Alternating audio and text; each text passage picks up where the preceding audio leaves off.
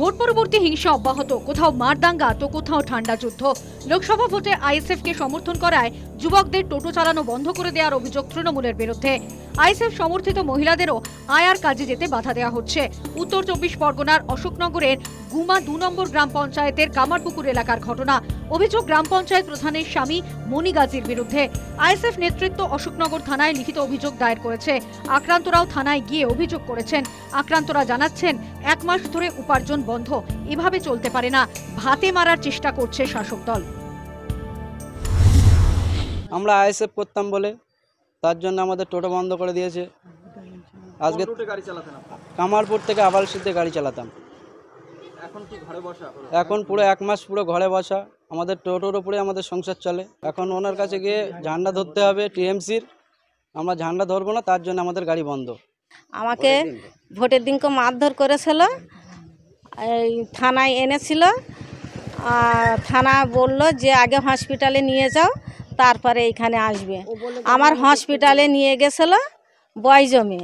ওখান থেকে মনিগাজি ফোন করলে যে কোনো কেস কাবারি লিখো না, যেন কেস করো না, বাড়ি এসো, আমরা একটা মিছিল করবো। ভোটের দিন অশোকনগরের ওই এলাকায় বোমাবাজির অভিযোগ উঠেছিল শাসক দলের বিরুদ্ধে। আইএসএফ ও শাসক দলের সংঘর্ষে আহত হয়েছিলেন দুপক্ষের বেশ কিছুজন। ভোট মিটতেই ফের আইএসএফ কর্মীদের আক্রান্ত করার প্রচেষ্টা শুরু করেছে তৃণমূল। আইএসএফ নেতা তাপস বন্দ্যোপাধ্যায় জানান, পুলিশের কাছে লিখিত অভিযোগ দায়ের করা হয়েছে। আজকে সকালবেলা যখন ওরা টোটো নিয়ে বেরোয় এবং আয়াটি কাজ করতে যায় হ্যাপি লাইফ নার্সিংহোমে, তখন তার কাজ বন্ধ করে দেওয়া হয়। যে তৃণমূলের নেতারা মনিগাজীর কাছে যেতে হবে, কুখ্যাত মনিগাজীর কাছে গিয়ে ক্ষমা চেতে হবে, তোমাদের তৃণমূল করতে হবে, তারপর তোমরা গাড়ি চালাতে পারবা। এহেন ভোট পরবর্তী সন্ত্রাসের বিরুদ্ধে এই গরিব মানুষের পাশে দাঁড়ানোর জন্য প্রশাসনের উপর আমরা ভরসা রাখছি। আশা করি অশোকনগর থানার প্রশাসন এবং উত্তর চব্বিশ পরগনা জেলার এসপি যথোপযুক্ত ব্যবস্থা গ্রহণ করবে এবং গরিব মানুষ যাদের পেটে ভাতে লাথি মারছে যে তৃণমূলের নেতারা, তাদের বিরুদ্ধে উপযুক্ত ব্যবস্থা গ্রহণ করবে। আইএসএফের সমস্ত অভিযোগ অস্বীকার করেছেন তৃণমূল নেতা গুপি মজুমদার। তিনি জানিয়েছেন, রাজনৈতিক উদ্দেশ্য প্রণোদিত কোনো কারণেই তৃণমূলের বিরুদ্ধে এই অপবাদ দেয়া হচ্ছে।